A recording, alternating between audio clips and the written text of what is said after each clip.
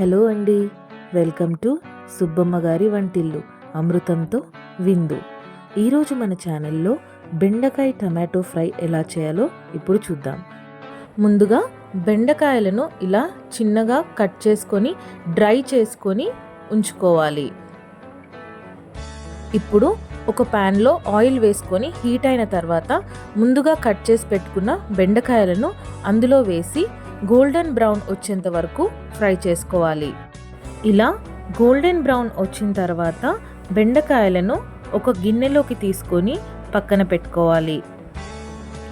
ఇప్పుడు అదే ప్యాన్లో 2 టేబుల్ స్పూన్ ఆయిల్ వరకు ఉంచుకొని అందులో వెల్లుల్లి, ఆవాలు, జీలకర్ర, మినపప్పు, శనగపప్పు, కరివేపాకు, ఎండుమిర్చి వేసుకొని ఫ్రై చేసుకోవాలి.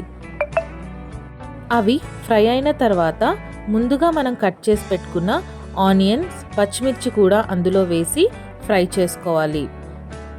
ఆనియన్స్ ఇలా ఫ్రై అయిన తర్వాత అందులో 1 టీ స్పూన్ అల్లం వెల్లుల్లి పేస్ట్, పసుపు, కారం వేసుకొని మీడియం ఫ్లేమ్లో పెట్టుకొని ఒక 2 మినిట్స్ ఫ్రై చేసుకోవాలి. ఆనియన్ ఇలా 2 మినిట్స్ ఫ్రై అయిన తర్వాత అందులో ముందుగా మనం కట్ చేసి పెట్టుకున్న టమాటో పీసెస్ని కూడా వేసి ఫ్రై చేసుకోవాలి.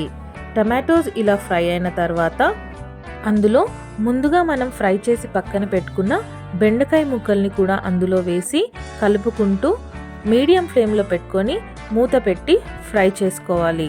ఒక 5-10 మినిట్స్ తర్వాత మూత తీసి ఒకసారి కలుపుకొని డిష్ అవుట్ చేసుకుంటే ఎంతో టేస్టీ అయిన బెండకాయ టమాటో ఫ్రై రెడీ.